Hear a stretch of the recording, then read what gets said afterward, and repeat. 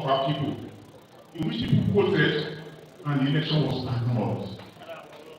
It was just like I read it earlier. It was not that election that made you very tick,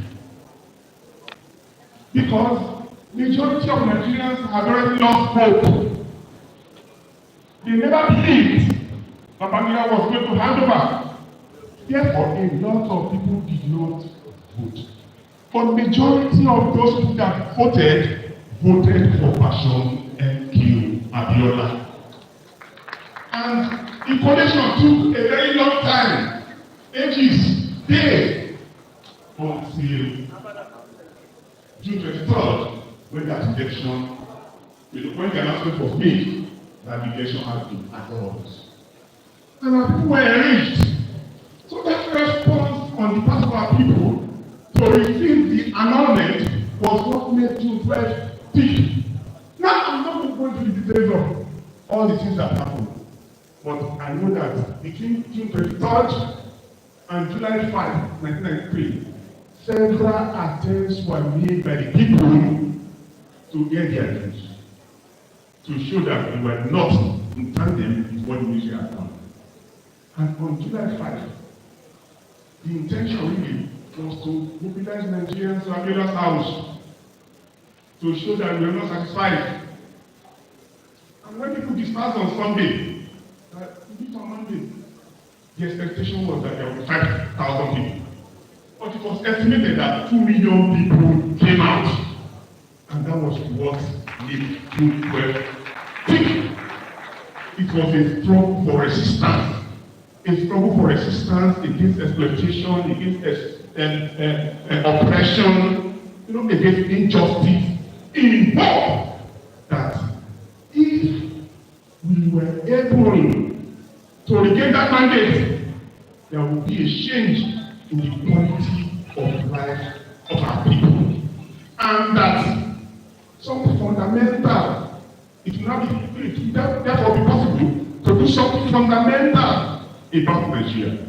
Because before June 12, there have been attempts to at least mobilize for some kind of disruption. There was National Conference in 1990, and thereafter so many other attempts. So the June 12 turns things around.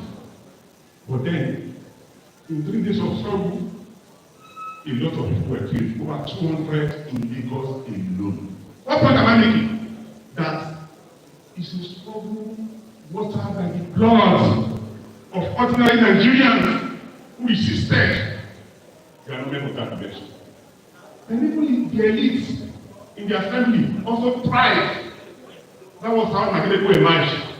That was how a whole lot of our leaders were murdered. Some went into exile. And while grassroots people like Iba Gani Adams, our former Dr. Joe Timaki and others, were holding forth at home. A number of the leaders had to go on exile. And sadly enough, I must say this is very important, especially after 1994. Some of the people who are now at the heads of affairs,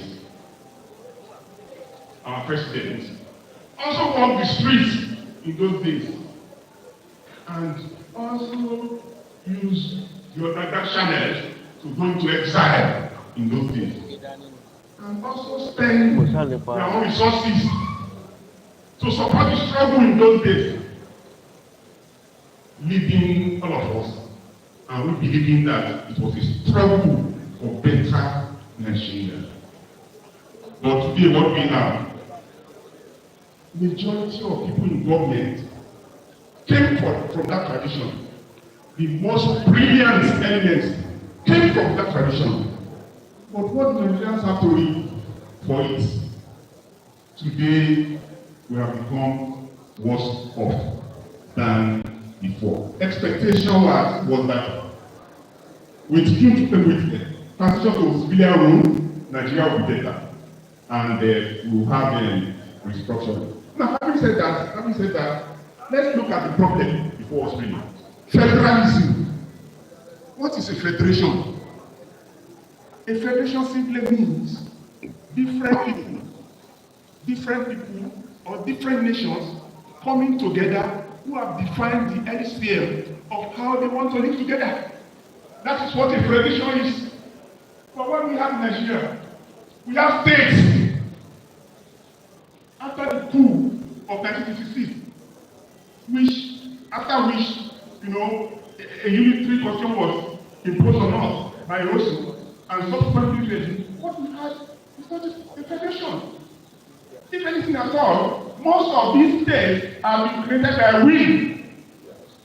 That is why you have Yoruba minority in Kogi, you have Yoruba minority in Kwara. It does not make sense, and this has to what? Change.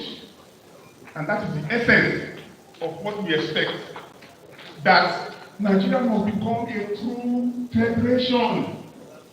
Yoruba people must come under the same administration, even though you have administration at various other levels. But at least you must be able to put in place a government that takes into cognizance our own ethnic peculiarities and our own goals as a people.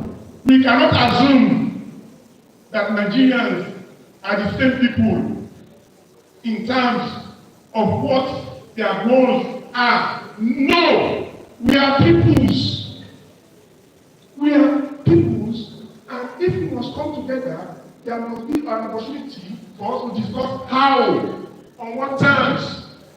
For what we have, we do not have federalism. What is that federalism? We cannot say, we have a federalism at all levels. That is why I'm trying to cut it short, because I actually said something like 30 minutes. Now, that is why when we went to the National Conference in 2014,